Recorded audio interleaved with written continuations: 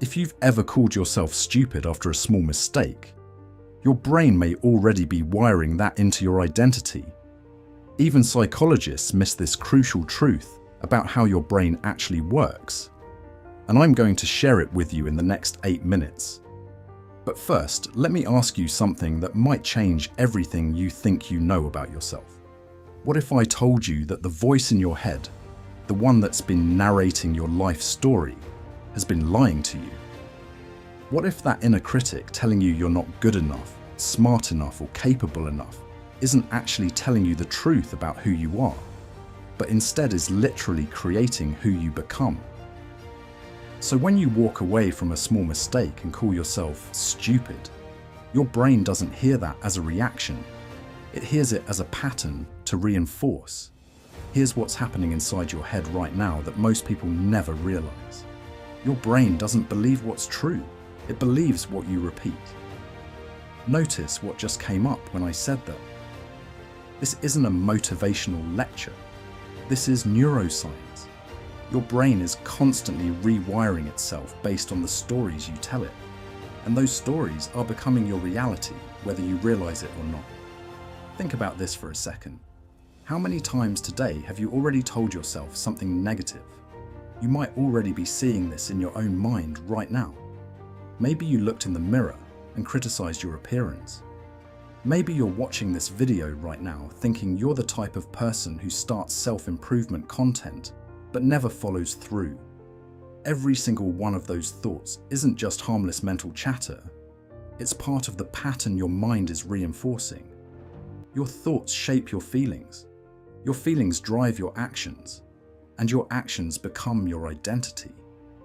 This is less like a belief and more like a feedback loop your brain keeps running.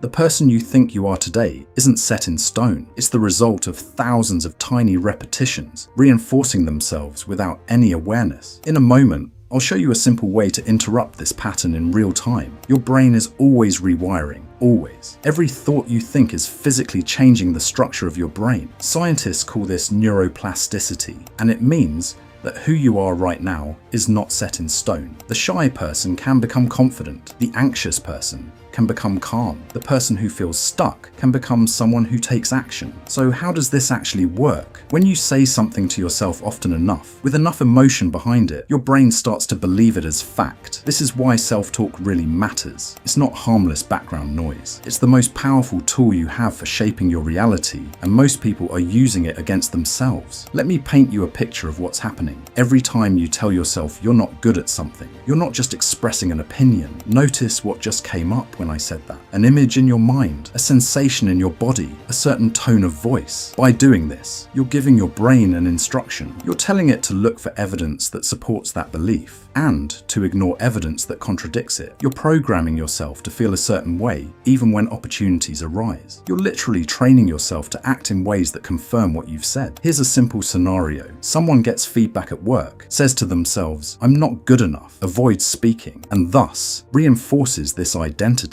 But what if you could flip this process? What if instead of accidentally programming yourself for limitation, you could intentionally program yourself for growth? Here's something that will feel subtle at first, but has a powerful effect over time. Your thinking brain, the part that processes logic and reasoning, doesn't know the difference between real and imagined experiences. When you visualize yourself as the calm, capable version of you, when you really feel into that experience with emotion and detail, you're literally rewiring your brain for that reality. You're not just daydreaming, you're rehearsing a different version of yourself, one your brain can begin to recognize. This is why athletes visualize their performances before competitions. This is why successful people often talk about seeing their success before it happens. They aren't just being positive, they're practicing a different internal experience, one that the body and brain can begin to follow. But here's something crucial that most people get wrong about thoughts and emotions. You don't own your thoughts, they visit you.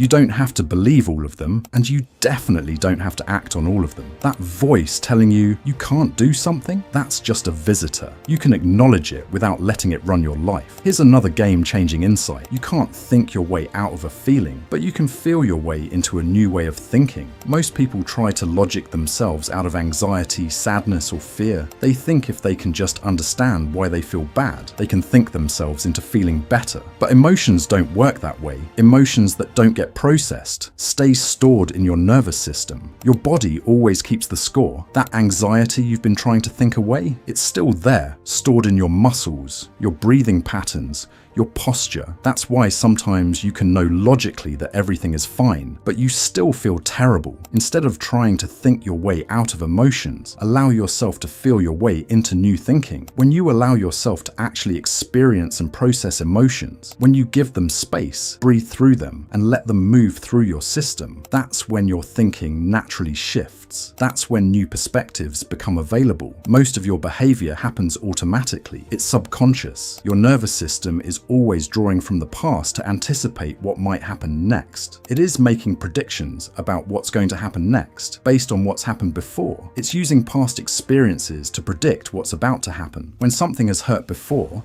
it naturally prepares you to protect yourself. But here's the beautiful thing. If you change the data, you can change the future. Every time you catch yourself in an old pattern and choose differently, you're creating space, noticing new information, and you're opening the door to a new response. The next time something arises, pause. Notice what form it takes. Is it a thought, an image, a tone of voice? Gently label it pattern. Take a breath, then shift your attention slightly to the feeling in your body or the space around you. Even this small shift begins to loosen the pattern. What was once needed for survival or made sense in the past is not necessary any longer. You have more resources, more capacity, and you can respond in a different way. This isn't about forcing positivity or pretending problems don't exist. This is about meeting your experience with compassion and curiosity, and recognizing your patterns. Start paying attention to your self-talk today. Notice when you're being your own worst critic. Catch yourself when you're predicting failure